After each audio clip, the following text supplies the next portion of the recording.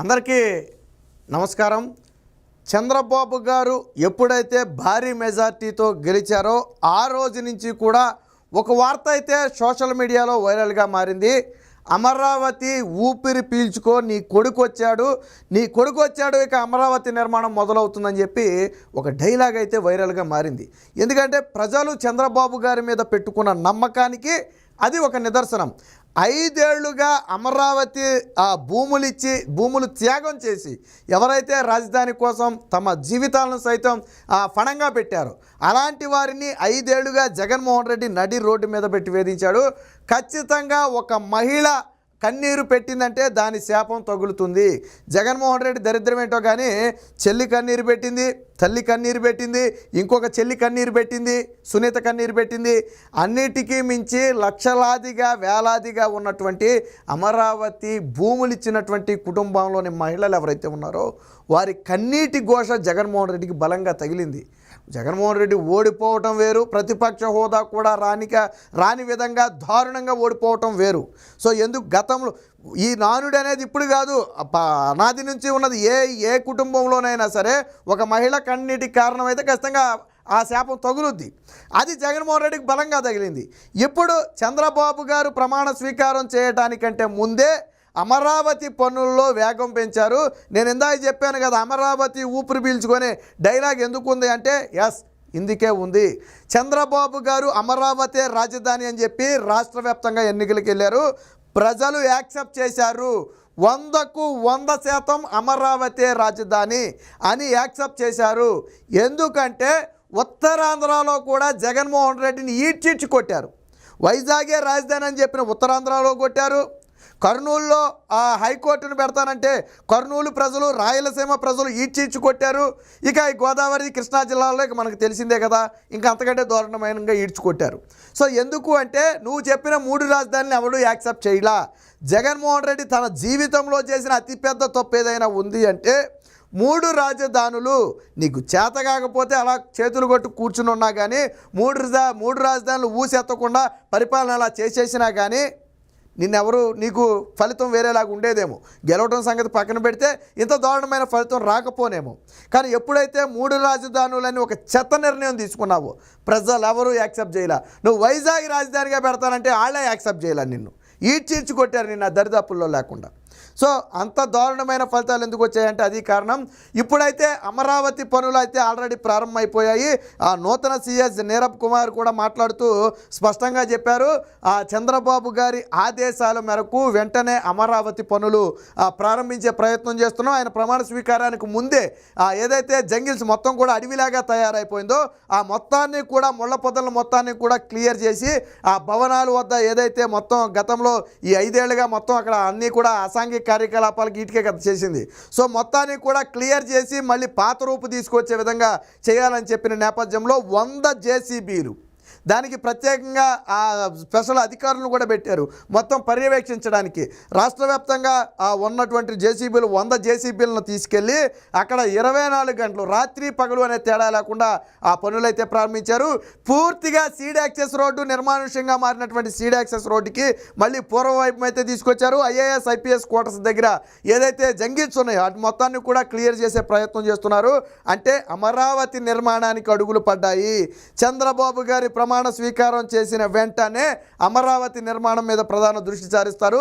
ఆయన అయితే ఒక దృఢ సంకల్పంతో ఉన్నారు. ఖచ్చితంగా జగన్మోహన్ రెడ్డి లాంటి సైకోలు, నియంత్రణలు రేపు మళ్ళీ అధికారంలోకి రావచ్చు ఎప్పుడైనా.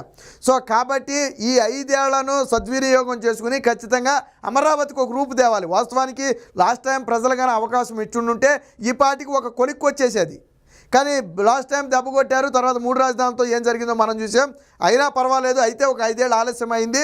బట్ చంద్రబాబు గారు రెట్టించిన ఉత్సాహంతో, రెట్టించిన వేగంతో నిర్మాణాన్ని అయితే చేస్తారు. లాస్ట్ టైం ఏంటంటే డిజైన్లకు కానివ్వండి వాటికి కొద్దిగా లేట్ అయినమాట వాస్తవం. బట్ ఈసారి అవసరం లేదు కాబట్టి మొత్తాన్ని కూడా సిద్ధం చేశారు. ఏదైతే మధ్యలో ఆగిపోయిన బిల్డింగ్స్ ఉన్నాయో వాటిలో వర్క్ స్టార్ట్ చేయాలి పూర్తి స్థాయిలో అని చెప్పారు.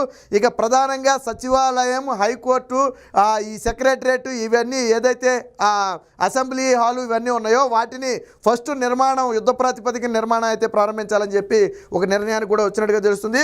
సో దీనికి సంబంధించిన ఒక వార్త కూడా వచ్చింది, ఒకసారి చూద్దాం. సో అమరావతికి మళ్ళీ కళ, అమరావతిలోని ఐఏఎస్ ఐపీఎస్ క్వార్టర్స్ నిర్మించిన ప్రాంతంలో పదుల వెనకమాల ఆల్రెడీ మన క్వార్టర్స్ కనపడుతున్నాయి. జగన్మోహన్ రెడ్డి ఎటు కూడా వేయలేదన్నాడు, గుర్తుంది కదా మీకు. కానీ వెనకమాల క్వార్టర్స్ ఇవ్వండి, ఇవేం రాత్రికి రాత్రి కట్టినవి కాదు కదా. సో దాని ముందు ఉన్నటువంటి ముళ్ళ పొదలు ఏవైతే ఉన్నాయో వాటి మొత్తాన్ని కూడా క్లియర్ చేసే ప్రయత్నం చేస్తున్నారు. యుద్ధ ప్రాతిపదికన జంగిల్ క్లియరెన్స్, ముళ్ల పొదలు, పిచ్చి చెట్ల తొలగింపు, సీడ్ యాక్సెస్, ప్రధాన రోడ్ల వెంబడి పనులు, ఉరుకులు పెట్టిస్తున్న సిఆర్డీఏ అధికారులు. జగన్ ప్రభుత్వంలో చిట్టడివిల రాజధాని, టీడీపీ కూటమి రావడంతో మళ్ళీ సందడి. సో అధికారంలోకి రావడంతో అమరావతి ప్రాంతంలో పనులు అయితే మొదలయ్యాయి.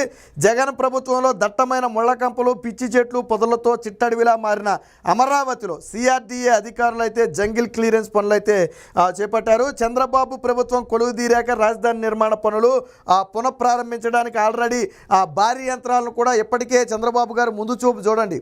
అమరావతి నుంచి గతంలో ఏదైతే పనులు చేస్తూ వెళ్ళిపోయినటువంటి భారీ యంత్రాలు ఉన్నాయో అందులో కొన్ని ఇతర దేశాలకు చెందిన యంత్రాలను కూడా అప్పట్లో రప్పించడం జరిగింది, ఎందుకంటే పనులు వేగంగా జరగడానికి. సో ఆ యంత్రాల మొత్తాన్ని కూడా తిరిగి రప్పించడం కోసం ఇప్పటికే అన్నీ సిద్ధం చేశారు. సో ఆయన ప్రమాణ స్వీకారం చేసిన వెంటనే అధికారిక ఆదేశాలతో వాటి మొత్తాన్ని కూడా రాష్ట్రానికి తీసుకొచ్చేందుకైతే చర్యలు తీసుకున్నారు. దీనికి సంబంధించిన వీడియో క్లిప్ కూడా ఒకటి ఉంది, ఒకసారి చూద్దాం ఆ క్లియరెన్స్కి సంబంధించి. సో చూడండి, మొత్తం సీడ్ యాక్సెస్ రోడ్డు మొత్తం కూడా కడకడలాడుతుంది చూడండి. అప్పుడే మొత్తం మొన్నటి వరకు కూడా చిట్టడివిలా ఉండేది, మొన్నటిదాకా చిట్టడివిలా ఉండేది. సో ఇప్పుడు మొత్తం చూడండి, మొత్తం క్లియర్గా ఎంత స్పష్టంగా కనపడుతుందో రోడ్డు. అంటే జగన్మోహన్ రెడ్డి ఎంత విధ్వంసం చేసేవాడు చూడండి. 100 జేసీబీలు పనిచేస్తున్నాయి, ఒకటి కాదు 100 జేసీబీలతో పూర్తి స్థాయి పర్యవేక్షణతో పోలీసుల పహారా కూడా ఏర్పాటు చేశారు చూడండి. ఎటువంటి పనులకు ఎటువంటి ఆటంకం కలగకుండా, ఎవరు అడ్డుపడకుండా పోలీసులను కూడా ఏర్పాటు చేశారు. ఇలా బారుగా 100 జేసీబీలు, ఒకటి కాదు 100 జేసీబీలతో అయితే పనులు చేస్తున్నారు. ఇగో ఇంకా కొన్ని జేసీబీలు దిగుతున్నాయి కిందకి చూడండి. మొత్తం అప్పుడే ఆల్రెడీ వచ్చేసింది, ఇంకా చంద్రబాబు గారు ప్రమాణ స్వీకారం స్టార్ట్ చేయకముందే మొత్తం ఒక కొలిక్కి వచ్చేసిన పరిస్థితి, మొత్తం క్లియరెన్స్ చేసేసిన పరిస్థితి. సో అది చంద్రబాబు గారి విజ్ఞత కానివ్వండి, ఆయన విజన్ కానివ్వండి ఏ విధంగా ఉంటుందంటే, ముఖ్యమంత్రిగా ప్రమాణ స్వీకారం చేశాక ఏదో సమీక్షలు చేసి చేద్దాంలే చూద్దాంలే అలా ఉండదు. ఒక పక్క తనను వేధించినటువంటి అధికారుల మీద వేటు, ఇంకో పక్క స్కాములు జరగకుండా లేదా ఫైల్స్ మాయమవ్వకుండా అధికారులందరి మీద వేటు వేయడంతో పాటు ఆఫీసులు స్వాధీనం, ఇంకో పక్క అమరావతిలో పనులు చేయడం కోసం ఇప్పటికీ దీనికి క్లియరెన్స్ ఆదేశాలు, భారీ యంత్రాలను రప్పించడం కోసం దాని ఏర్పాట్లు, ఈ పక్క ప్రమాణ స్వీకార ఏర్పాట్లు, ఇంకో పక్క నరేంద్ర మోదీ గారి ప్రమాణ స్వీకారం. సో ఇలా ఒకటి కాదు రెండు కాదు మల్టిపుల్ టాస్కుల మొత్తాన్ని కూడా ఏకకాలంలో నిర్వహిస్తున్నటువంటి చంద్రబాబు గారు, అంటే ఆయన శక్తి సామర్థ్యాలు ఎలా ఉంటాయనేది చాలామందికి తెలియకపోవచ్చు. దానికి ఉదాహరణ, ప్రమాణ స్వీకారం చేయకముందే దాదాపుగా ఒక కొలిక్కి వచ్చేసిన మొత్తం కూడా. ఇంకా తర్వాత కొన్నిటి మీద విచారణ జరగాలి, కొన్ని పనులు వేగం చేయాలి అంతే. దాదాపుగా ఆయన ఒక క్లియర్ కట్ విజన్ ఉంది. రేపు గెలిచిన తర్వాత సమయాన్ని సద్వినియోగం చేసుకుని ఏం చేయాలి అనే దాని మీద స్పష్టమైన అవగాహన చంద్రబాబు గారికి ఉంది.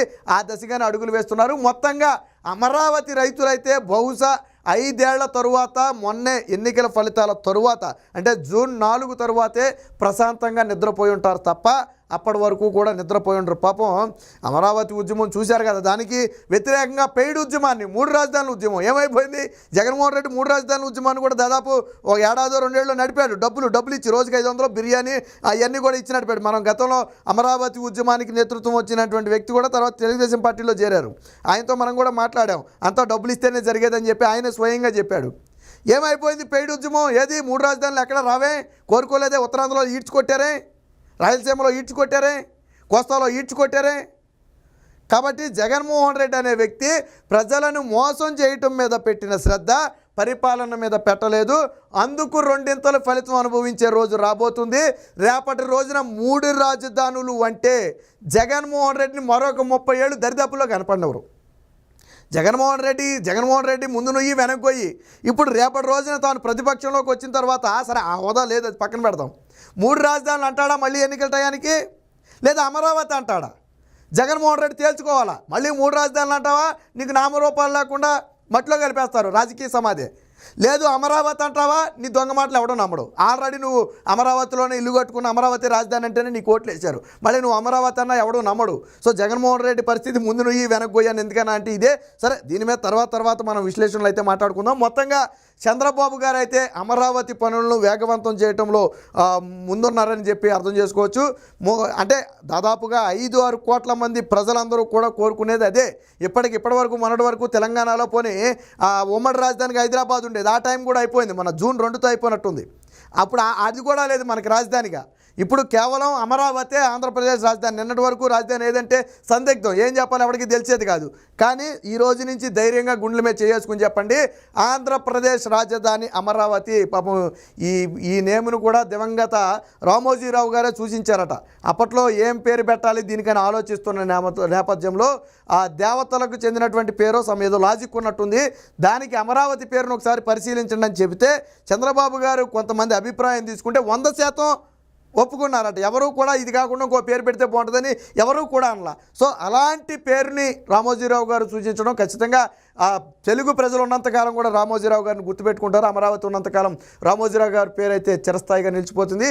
మొత్తంగా చంద్రబాబు గారు అయితే యుద్ధ ప్రాతిపదికన అమరావతి పనులను అయితే ప్రారంభించారు.